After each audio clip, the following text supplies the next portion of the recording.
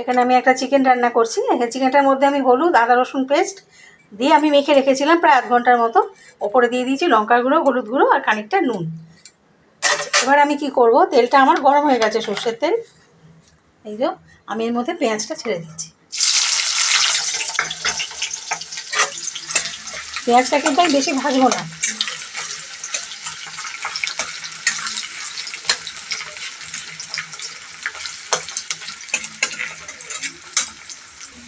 পেঁয়াজটা খুব একটা লাল হয়নি, মোটামুটি একটু কালারটা একটু বদলেছে।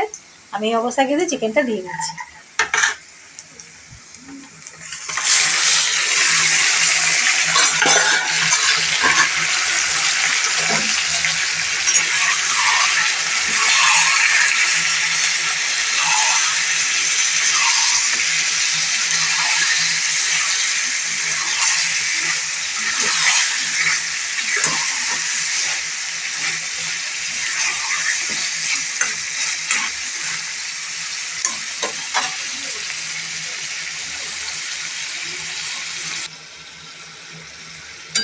কত সুন্দর কালারটা হয়েছে দেখুন। আমি খুব একটা কষাবো না, আমি কিন্তু এটা ঢাকা দিয়ে দেবো। ঢাকা চাপা দিয়ে এটা হতে থাকে। এবার আমি এর মধ্যে দিয়ে দেবো খানিকটা পুদিনা পাতা। এই পুদিনা পাতাটা দিয়ে দিয়েছি।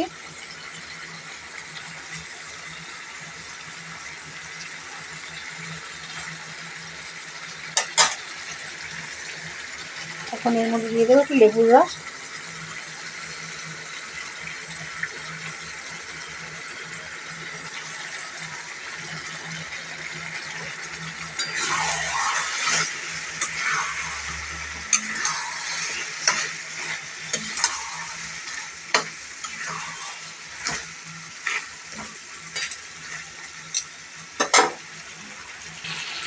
আমি খানিকটা গরম মশলা গুঁড়ো দিয়ে দিয়েছি। এই যে এখানে খুব সুন্দর কষানো হচ্ছে। মোটামুটি একটু কষে গেলে কিন্তু আমি নামিয়ে নেব, বেশিক্ষণ লাগে না।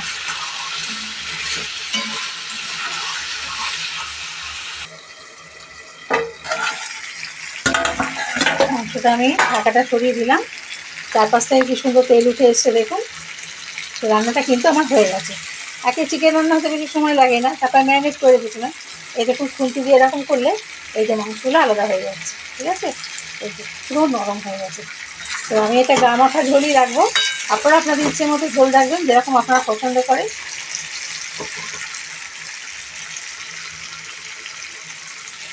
তো আমি রান্নাটা বন্ধ করে দিয়েছি, রান্নাটা আমার complete. Thank you so much.